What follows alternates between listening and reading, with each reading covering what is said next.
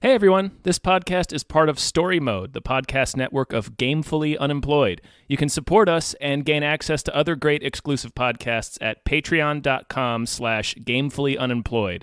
That's patreon.com/GAMEFULLY unemployed, which is spelled like it sounds.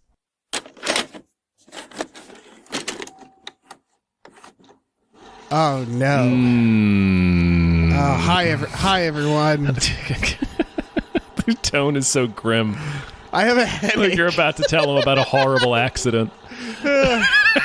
I got some bad news. It's for like you all. I could hear you taking your hat off. Yeah.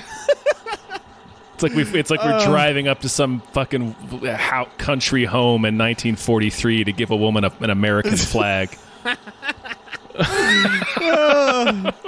Look. Listen. Look. My name is David Bell. Here's the deal. My name is Tom Ryman. And we just watched the Beverly Hillbillies. Hillbilly. The Beverly Hillbilly Elegy. Hillbilly. Fuck. Ron Howard? Really? Hillbilly Eilish. I've been doing real good. I just had a down month. I got an interview tomorrow, Mom. Otherwise, Oh, you know me. I always land on my feet. Don't look at that. Come on. Don't you look at you. Look at me. You look at me. You let her get away with this every time. I told you that I would do better. You always say that. You're lying. I always try. You got to think about these kids. What do you think I've been thinking about since I was 18 years old, huh? Never had a life where I wasn't thinking about the kids. This. All right. Where do we begin? I have a lot of things to talk about. There's something I want to talk about, I guess just right up at top. Okay. About how this movie is the journey of this film. It's a drama that's it's a histrionic melodrama that It's based off a memoir. It's on Netflix right now. People probably have heard about it because Ben Shapiro loves it. It's getting politicized. Like critics hated it. It's getting a high rating from audience reviewers, scores. from audiences who I think just. It's a political thing. I think it got the memoir came out in 2016, right around the election, and people it became kind of an unexpected bestseller because it became something that pundits were talking about because they're like, this is the slice of life, this is Americana, this is why Trump won the Rust Belt. It's because it's this book that's part memoir and part this fucking dipshit ranting against welfare queens, quote unquote, and how like it's a real pull yourself up by your bootstraps scolding memoir that ignores all of the systemic and racial issues that create and perpetuate poverty. Yeah, you wanted to say something. I also have somewhere to start with this, but you go first. But the thing I wanted to say is that the movie is also becoming politicized by, again, conservative and right-leaning media people who are just like, oh, it's this now Ben Shapiro's like the bad book has now become a bad movie, and it's everybody wants to tut at this movie. I don't think these people have watched the film because the film cuts all of that shit out. Yeah. None of that's in it. All right.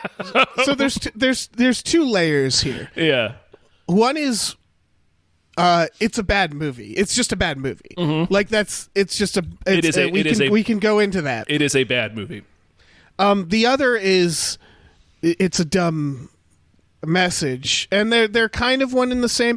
I wanted to start with because I saw all these reviews and they're talking about this is the Appalachia. I know people who shit on the film who are like, this is a bad depiction of Appalachia, and people keep talking about it as like poverty in Appalachia.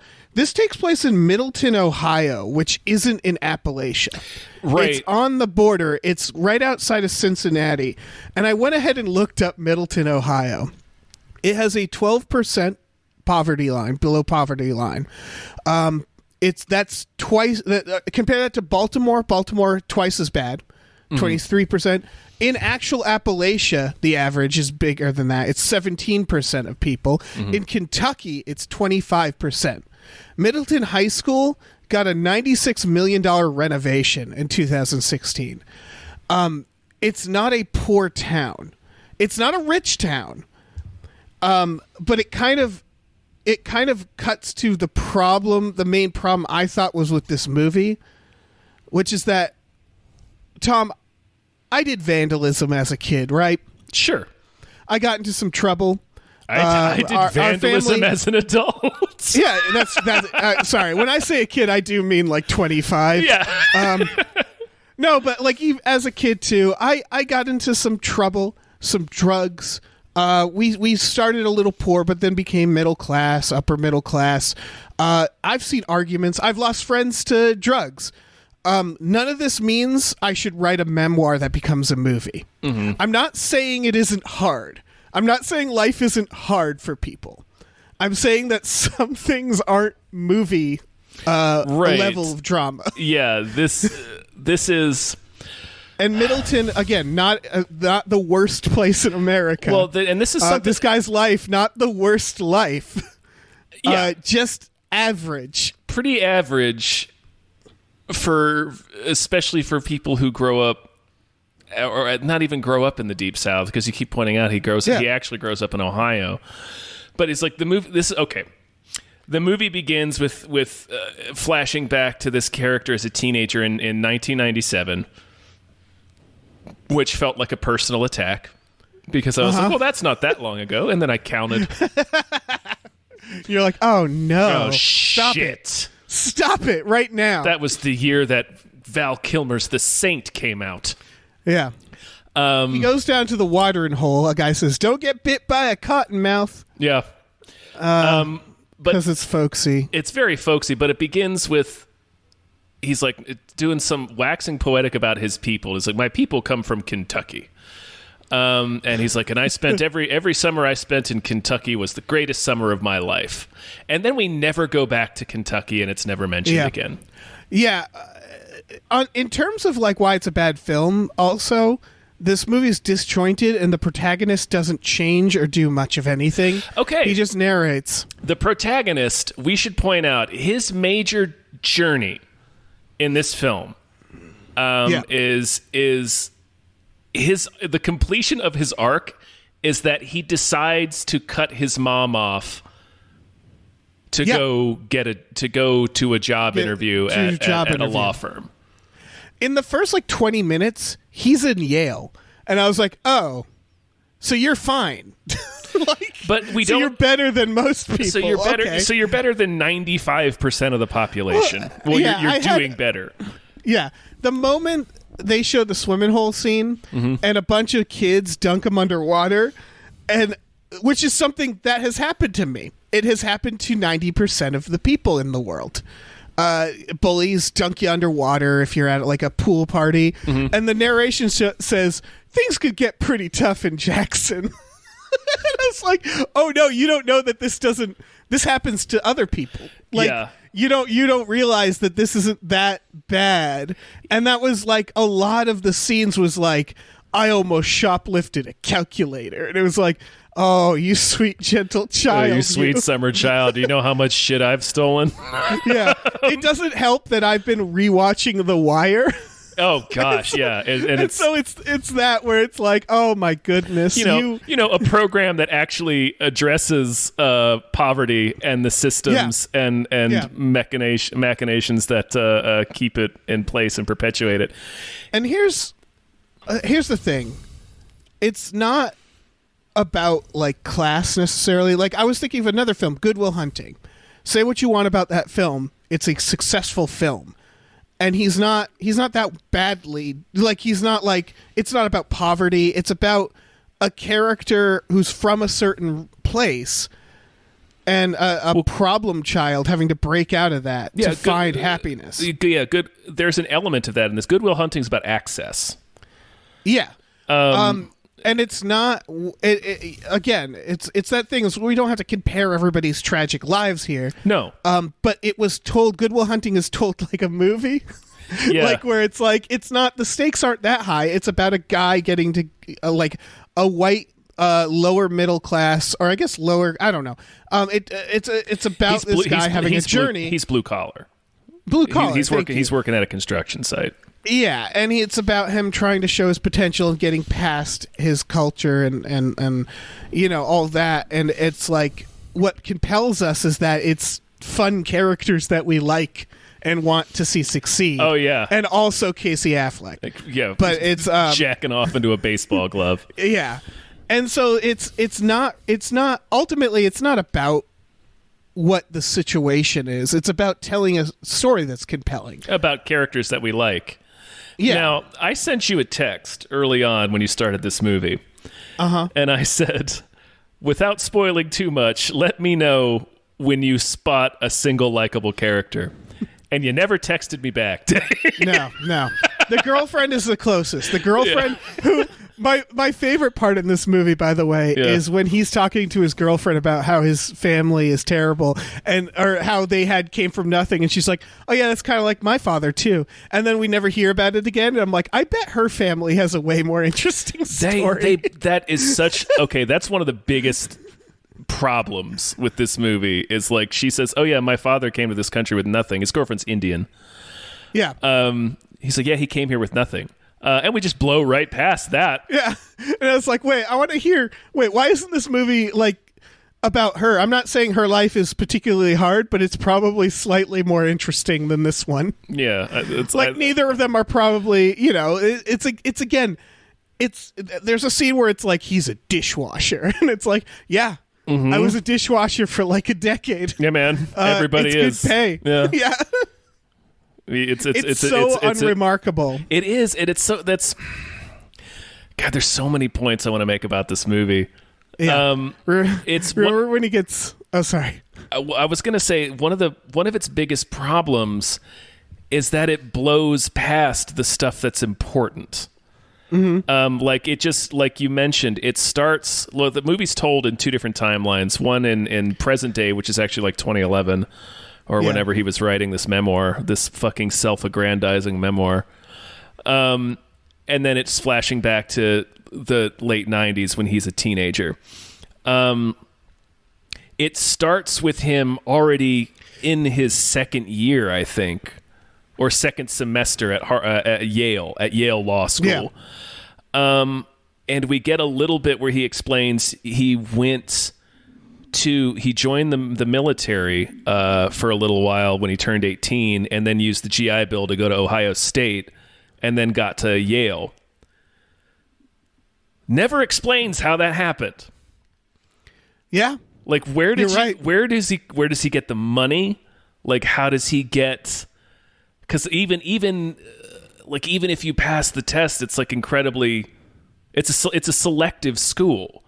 And it's incredibly fucking expensive, especially if you're out of state. And they just go right over that. And that is a major roadblock that keeps most people out of Ivy League schools. It's not the grades that keeps people out of Ivy League schools. It's the money and it's the access.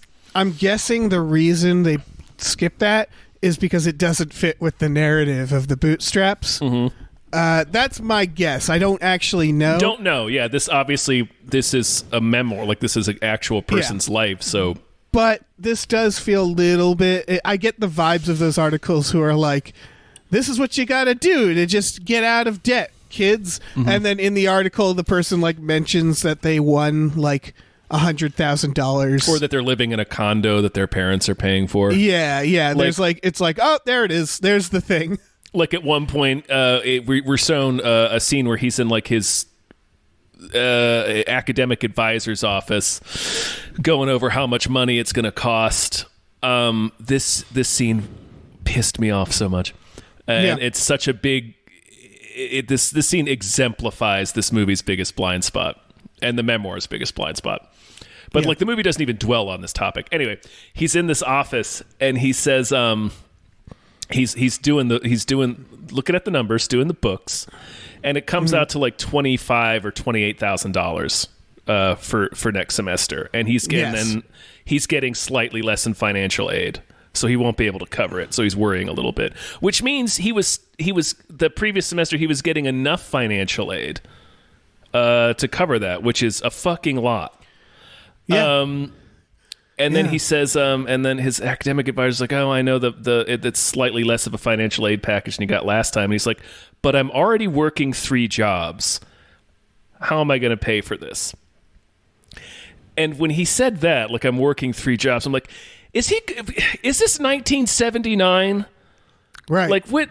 People have not been able, right, to like I couldn't work my way through a fucking urban commuter school. Like, it was like I graduated from Old Dominion, which is like not expensive, but still couldn't work my way through it working 2 different jobs.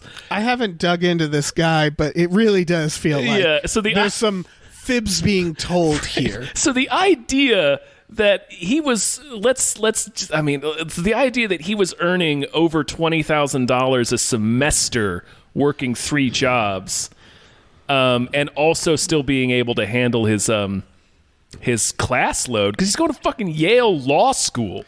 Right, and that if that was true, that should be the story. Mm-hmm. Is like about how fucked we are economically, that someone has to work 3 jobs and try to go through school, and the mental breakdown they have doing that. Yeah, that would be the story. Yeah. In this, it's like just a thing he's doing, and it's like, how do you even have time to go home? How do you have time for your schoolwork? Yeah. You don't. How do you have time for any of this? And then those clearly aren't like full-time jobs. No, it would be impossible. He'd be working 160 hours a week or whatever. Yeah, or 120 so like hours a week, jobs. And then on top of that, he's going to school full-time at law school. Yeah. So after that, like, his advisor says, well, you're just going to go to this dinner tonight and you'll hopefully get an internship. Oh, any one of those internships easily pays $30,000 a summer. And I was like, hold on.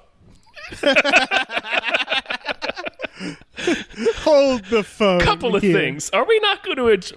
Like, she just casually says it. Like, how whomst do you know has access to an internship that will pay you that much money? That pays money. Not even that pays that much money. That pays money, period. There's such little at stake here. Even if he gets this internship, which will be the $30,000 that'll cover that semester from school, that only leaves him like $2,000 for literally everything else. Yeah. So I'm like, where's this? Is he living with his girl? Like, is his girlfriend paying the rent? Like, how is he? Probably, right? Like, they omit so much of like how this is possible. Right. And they're just like, well, it's because he worked hard and he had a meemaw that pushed him. I'm like, no, there's another factor there that you're leaving out. Yeah, it feels like it's either... see, if this was a fictional story, I would say, oh, this person doesn't understand money. Yeah. Like, I imagine that's how they got, apparently, Ron Howard involved, which still shocks me. I didn't know. I forgot that Ron Howard... Like, Ron Howard's been rich for so long, he probably looked at the script and was like, yeah, this all adds up. Ron Howard has been rich his entire life. Yeah. Oh, you're right. He has. Motherfucker started on Andy Griffith's show. It's a combination of people who I don't think understand money and someone who wrote a memoir that flat out just lied about what their life was like, right? Or is what their just finances were like. It's just omitting things that aren't convenient, or I don't know. Right. It's Look, everybody wants to say they had a hard life. That's the thing. Mm-hmm. Everybody wants that. Everybody wants to mythologize their story, their upbringing. Yeah. They want to triumph over just adversity, and like they want that. Everybody loves that. But like, you know, that's what recognizing privilege is, right? Mm-hmm. Like, that's the whole point. And that's why people hate that idea. Specifically like white people. And so it feels like this is a guy who I'm not saying his life was easy necessarily, because no life is easy. No. It's just not worthy of a movie. Right. He wants us to accept that his life is both a broad generalization and a unique outlier. You know what I mean? Right. Like He really wants this to be special. He's using his experience to explain the totality of poverty. I mean, like, all you have to do is do what I did. But at the same time, it's like, but my experience is worthy of a movie. It's like, all right. Like, yeah. It's one or the other, dude. Yeah. It's just, oh, God. And we haven't even gotten to the movie. Yeah. It's stuff, it's so, oh my God. The parts where like, remember when he gets mad because someone uses the R word? And by R word, I mean redneck. Redneck, yeah. And he yells at this law partner at this fancy dinner party that, like, the future of his employment depends on. Yeah. And there's a lot of, I don't know, there's such a weird dynamic where, like, he's the calm male of his family and all the women are out of their minds, apparently. But he also loses his temper over dumb shit like 3 different times. Oh, yeah. Like, remember when he almost gets stabbed because that strung out dude calls his mom a whore? Right, but let's really break that scene down, because again, you know what this reminded me of a little bit is, and I haven't seen it in a while, so I'm remembering it wrong, but Walk the Line, or a lot of biopics where they start with the fact that they have to make a story about him, and I remember Walk the Line being like, oh, so he had a pill addiction? I don't know why this is a movie. Yeah, I don't know why we need to see this. It's just because he's Johnny Cash. Yeah, exactly. This is like that, except this guy isn't famous. So like all the drama. This guy is not Johnny Cash. Yeah. So when you think about, all right, he almost got stabbed. He didn't know. What that story really is the time he once almost broke a door down but couldn't, and then got yelled at, and then imagined that the guy maybe had a knife. Yeah, because we don't know. No, in the memoir, it's written from his perspective. So the knife. Yeah, the knife is like, you're right, in the story of the movie, he totally almost got stabbed. It's stupid from both perspectives.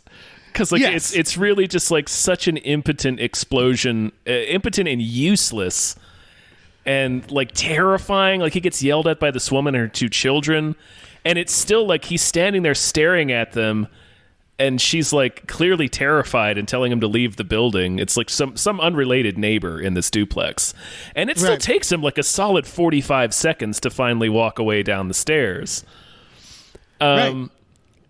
So even from that perspective, it's like stupid and lame and weird, because it's like he really tries to make it seem like really glorious, or like heroic, or like it's like, or like a really dark moment, or something, or like, I almost died, and it's like you don't know that guy had anything on the other side of that door.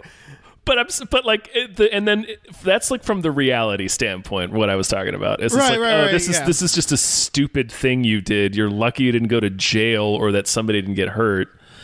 And then from the storytelling perspective, like, the guy is on the other side of the door holding a gigantic fucking kitchen knife. Yeah. And it's like, okay, so had you successfully broken that door down, he would have planted that knife in your skull, and now you're dead. And now you're dead. Congratulations. And we wouldn't have gotten this memoir. Like, what the fuck, man? Yeah. Okay, we should probably, because there's so many things I want to talk about. Should we just go through it? Yeah. Roller skating in a hospital. Oh my God. Okay. What the fuck was that? The whole... Here's the thing. Again, it's a message about poverty, a bad message. Is his mom loses her job, and it's her fault. Mm-hmm. As a nurse. She's a nurse. Now, nurses, I'm pretty sure they get paid pretty well. Not amazingly, obviously. Not enough. Yeah. But, like, I know a few nurses, and they can, all you have to do is really, like... Well, not all you have to do, but you know not to roller skate in the hospital. So there's a scene where she's in the locker room and this other woman has roller skates and she's like, I love roller skates. And she's like, oh yeah, I skate in the parking lot. She's like, can I try them on? And then she just tries them on and starts skating through the hospital, and that's how she loses her job. Yeah, she skates into the fucking ICU.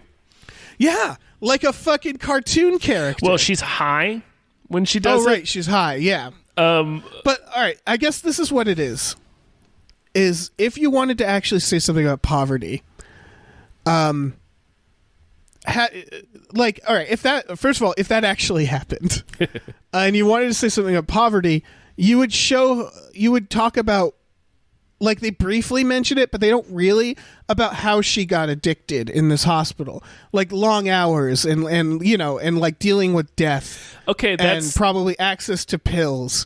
Yeah.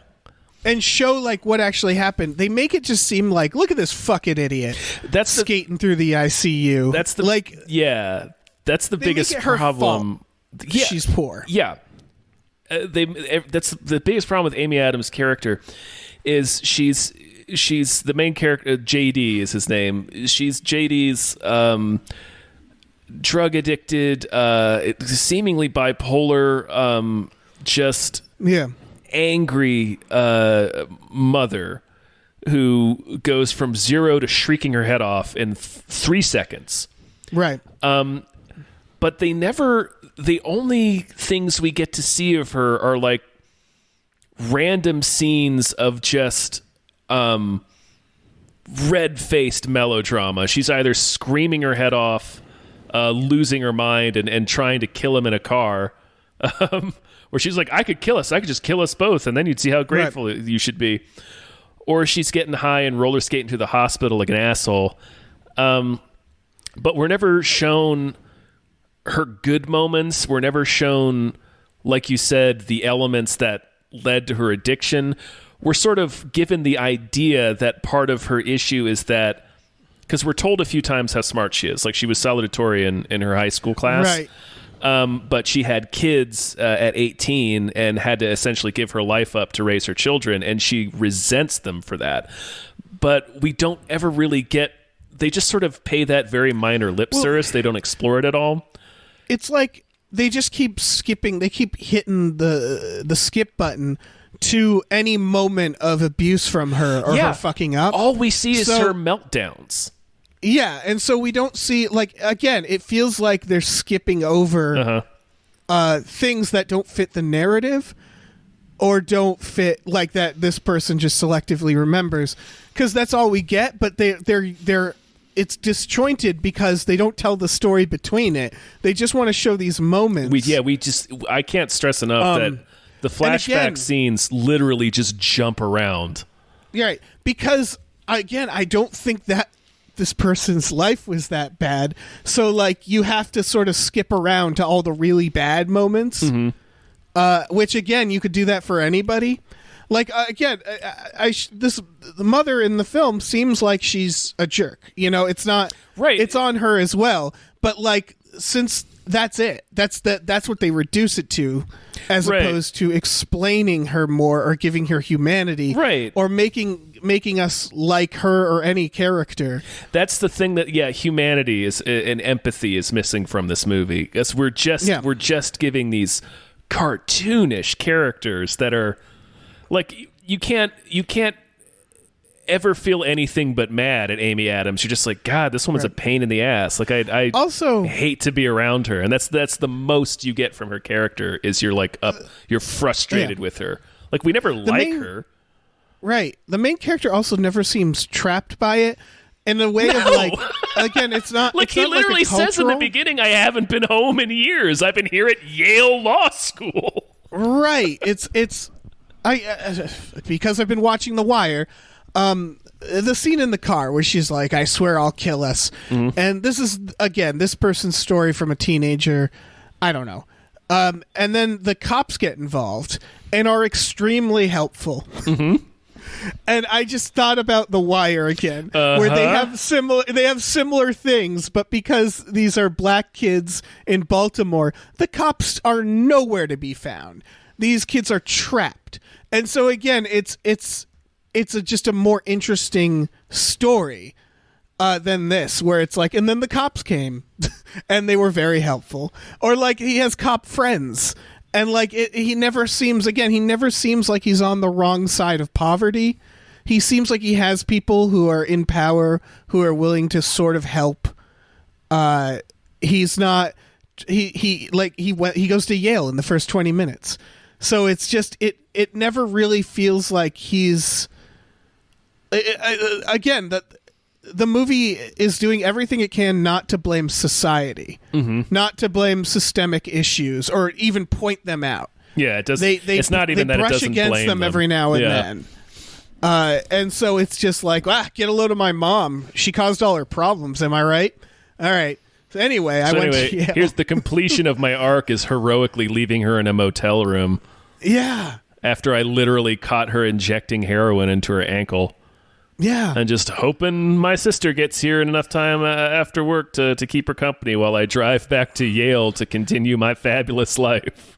Right. And they treat it like it's like he has this bit of narration after where it's like my Meemaw just gave up everything she had to try to give her kids the things that they didn't have, and then my mom did the same thing for my sister and I. So in a way, my success is their success. It's how they win. Is getting, it's like he's talking himself into being selfish. Right. And like, I get it that like, it's true that you should, if you're in an abusive situation or family, help yourself. But this movie treats it as so inspirational, and they don't do the work to get what I just said across. So it really just kind of seems like he's a jerk in the moment. But like it's hard to put into words, because it's just like at the end I was like, when we got to that hotel scene, I was like, I don't know what the movie wants me to have him do. Yeah. I don't know if the movie wants me to have him stay behind and be like, you know what? I'm here for my family. I don't know if he wants to go to the job interview or he should go to the job interview, because we just don't have enough information. Like, about his mom. All we see is the bad stuff.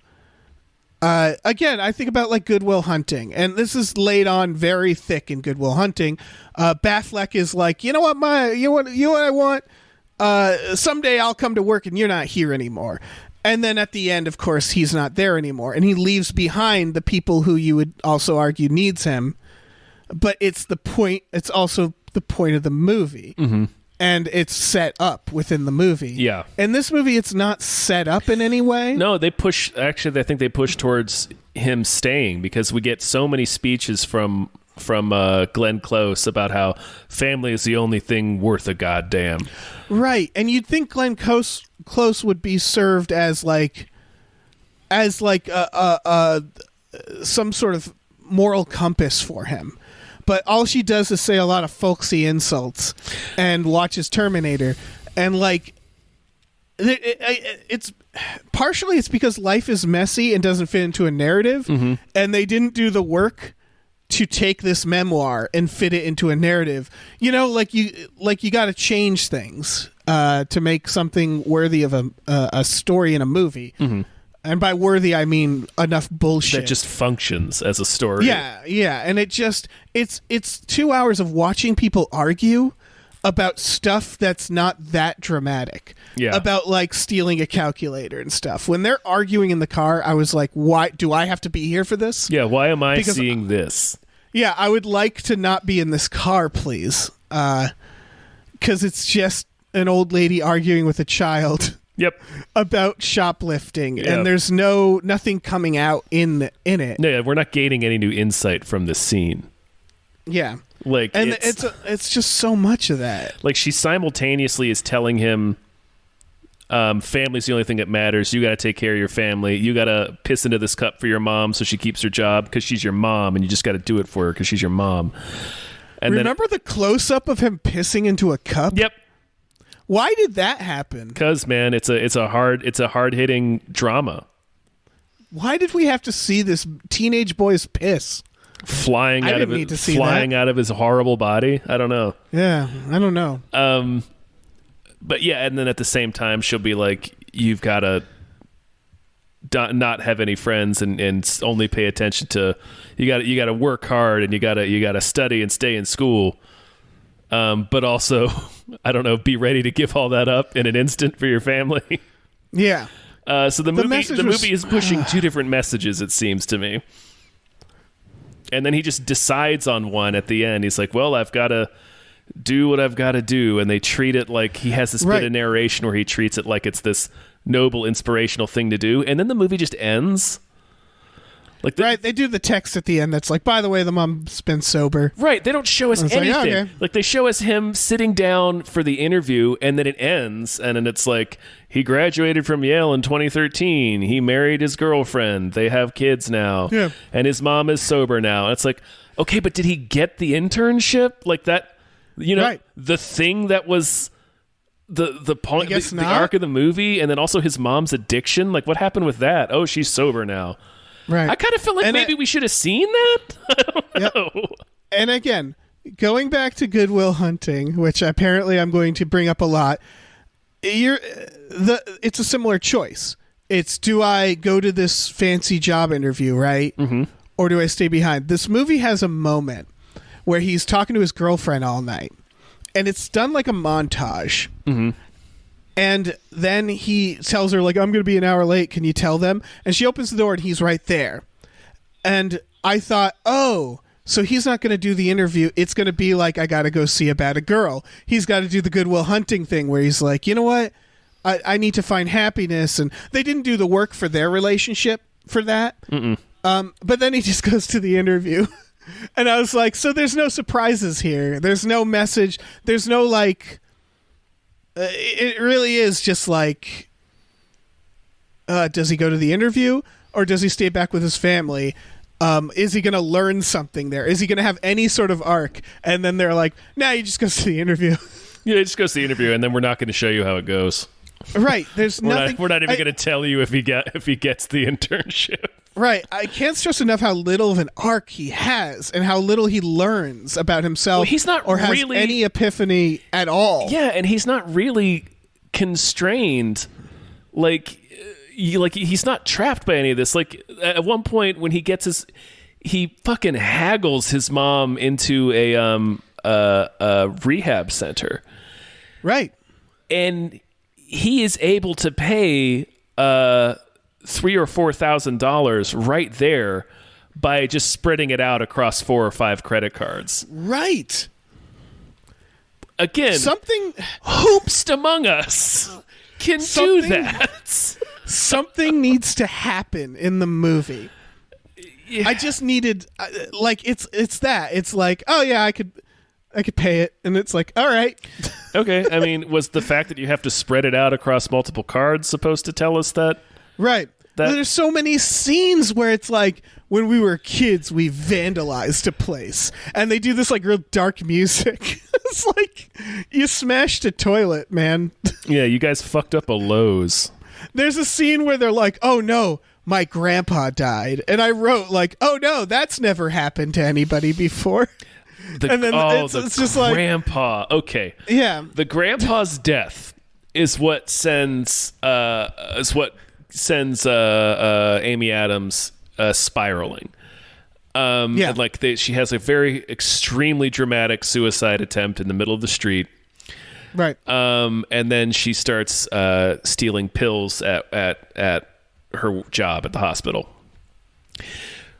I couldn't tell you what the grandfather looked like. We get maybe 2 sentences from him. We do. And it's like, he's like a background character. Should we maybe have established like that they were close? Because that wasn't clear at all. No. It seemed like she hated everyone.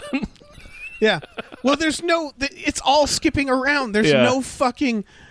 It's so disjointed and nothing is happening, and there's no arc for the main character. He's very boring. Yeah. And they just keep showing these scenes of him doing average stuff as a teenager. Yeah. And then scenes where I'm like, I don't think that happened. Where the kid's like, hey, you want to try weed, man? And he's got like the plant. And he says... And it's like... And they try to make it like really dramatic that he's like, I don't want to do weed. And I'm like, what Jesus, what fucking Christ. What he says in the nerdiest voice possible, is marijuana's a gateway drug. Yep. And then it ends with the kid going, you're lame. And then that's it. He doesn't get pressured. Yeah, and then later he drinks some beers. Yeah, and later they just kind of show us, oh yeah, he's drinking beers now. Oh yeah, he's smoking weed now. It's like, oh. Yeah. I feel like maybe everybody. that. I feel like, they did it. They made such a show of him being like, that's a gateway drug. And you're like, oh, is this going to be like a thing where it's like, he doesn't want to go down the same path as his mom? Oh no, we're not even gonna examine this at all. Right. We're just was even the point? In the next scene, he's just going to be drinking beer and getting high. Okay. Right. Again, I think what they were trying to do, and that with him breaking down the door and stuff, is this idea of a person who's scared that they're gonna fall into the, I don't know, mental illness in his family or the addiction in his family, but he doesn't even come close. No, he's in fucking Yale Law School. Yeah, it's not him fighting that at all. They show him as a teenager with some kids. One of them takes a lighter to a spray can, and it's like, ooh. It's like, Jesus Christ. Right, this is all basic teenage stuff. Yeah, baseline teenage stuff. He's just hanging out with a couple of burnouts. It's like we've all hung out with these people or been these people. Yeah, it's a movie from the perspective of someone who doesn't realize that these very average things are average. Like, they don't realize that. Again, all the near misses, almost stealing a calculator, which ends with just someone buying it for him. Yeah. Not getting in handcuffs, nothing dramatic. He just gets into a fight with his grandma that we have to watch. His mom knocks over a rack in that store, and it's like, oh no. And then she steals some baseball cards and nothing happens. Mm-hmm. There's so little consequence. And if you're going to do that, you have to have like a story. Yeah. And they don't have a story. It really would have helped either. if we had a story. So like they think that these moments are enough to shock us or to mean something, and they just don't mean anything. Yeah. There's no empathy, there's no humanity in this movie. It's just there's no stakes. Yeah, it's just a series of like to be honest, like Lifetime television movie levels of melodrama, just played out by two of the finest actresses in Hollywood wearing ridiculous makeup. I don't blame them at all, and here's why. And I know you know this, and I'm sure our listeners probably know this, is that when actors make a movie, they don't quite know what they're doing necessarily. You don't know how it's going to turn out. They probably read the script, and maybe if they read the memoir, they're also rich, so maybe, you know. But yeah, I think they thought this was going to have more weight than it did. Yeah, it really doesn't have no emotional weight to it. Nothing happens. Well, one thing happens, and we must discuss it. Oh, man is lit on fire. And in the most boring way. Like, when a person gets lit on fire, they should okay, here's the ideal version of a person being lit on fire. Jeremy Renner in 28 Weeks Later. Oh, I was gonna say Return of the King. Oh yeah. They need they need to run a mile and then fall off a giant building into a battle, and then fall several more miles. Off of a cliff / castle. This motherfucker gets partially lit on fire and rolls off a couch in a flashback. Oh, in a flashback within a flashback. This scene is the construction of this scene is incredible. His sister is telling him a story about the time their grandma lit their grandpa on fire. They lit their grandpa on fire. This is he's having an argument with his sister. And she's like, what didn't start with her? Things like she had it real hard growing up too. And then they collectively have a flashback to their mother's memory, which, okay. Yes. And then the memory the memory begins. You want to say where, like, Grandpa has come home and it is just shithouse drunk. And Meryl Streep is like, "Oh, you fucking bum. Oh, you bastard. I swear to God, next time you come home like this, I'm going to set you on fire." And then hard cut to Flash forward. I told you what I was going to do. The next time he comes so drunk. And it's like, yep, she lit him on fire. As he lays on the couch. And then he rolls off, and then they put him out. And he's fine. And then the flashback ends to the him and his sister standing there staring at each other. They just both look gobsmacked.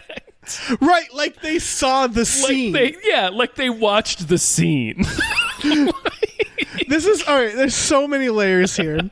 All right, first of all, the memoir version of this. What actually happened to this man is that his sister once told him a story about his mom remembering the time that grandma lit their grandpa on fire, which is probably layers of hyperbole, right?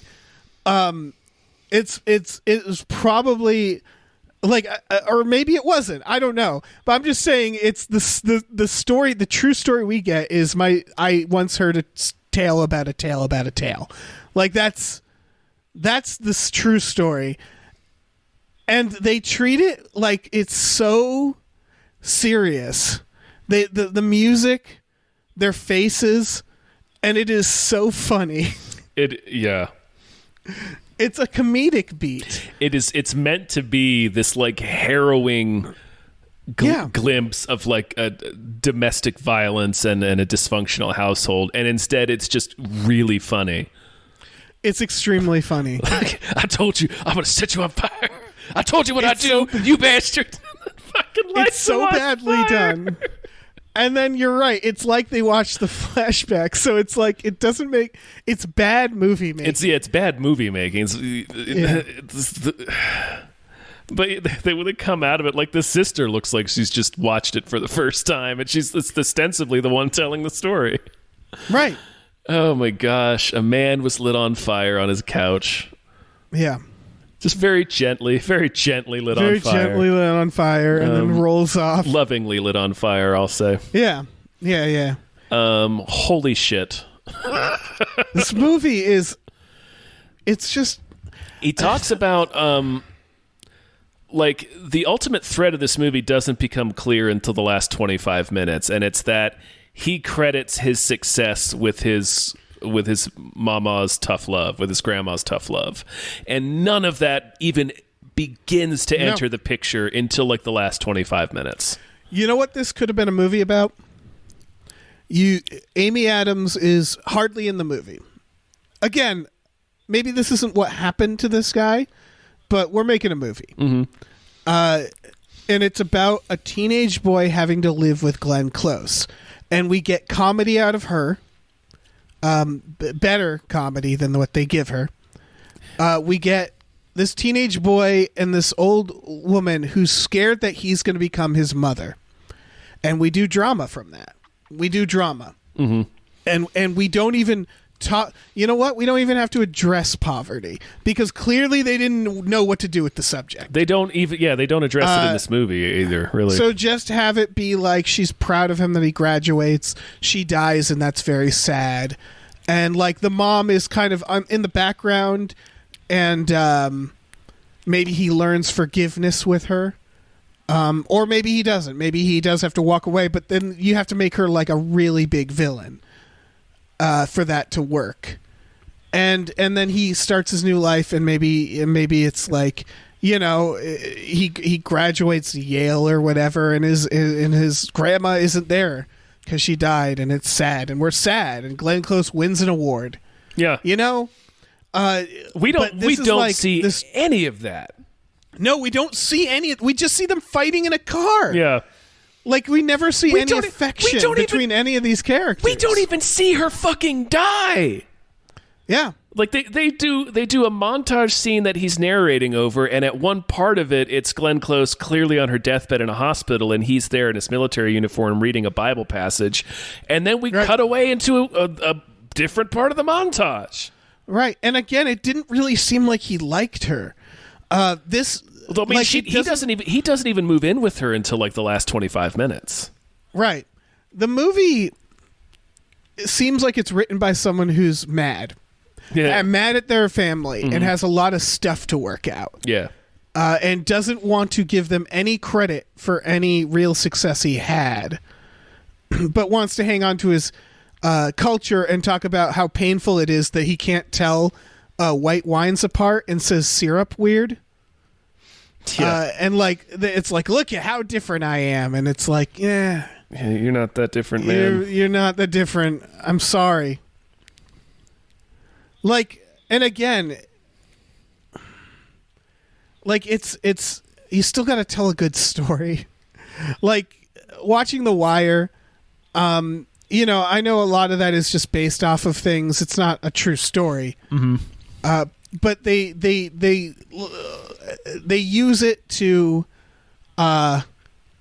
show us what's going on in Baltimore, what the problem is, right? And they're like, but we also need like a bad motherfucker with a shotgun named Omar. Yeah. Like we also need that. We also need this to be interesting. We need fucking McNulty getting drunk and trying to put together a bunk bed.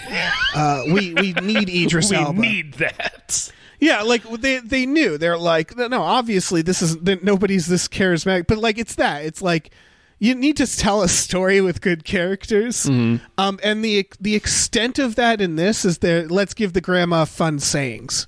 Yeah. And make her watch Terminator. And it's like that Terminator small scene. Moments.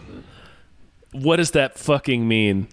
It's too little, too late. I think they're like, we need to make the. There's three kinds of Terminators in this life. There's good Terminators, there's bad Terminator, and then there's neutral. What the fuck are you talking about? Can you imagine if he whips that out at a party? Like, my grandma always said, there are 3 types of Terminators, and it's like that doesn't make any fucking doesn't make any sense whatsoever. They don't need to be. All right, here's the thing: they don't need to be Terminators. There's 3 types of people, and they're either good or bad or in between. That's all she's saying. Yeah. That's it.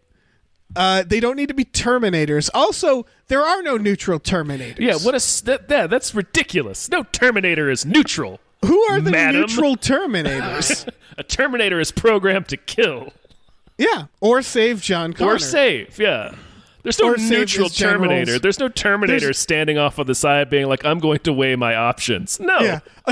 So Terminator centrist? Yeah. Like, well, there's good points on both sides of the robot war. What a weird thing. What a weird pop culture concept to pull into this idiom of yours. It's like... All right.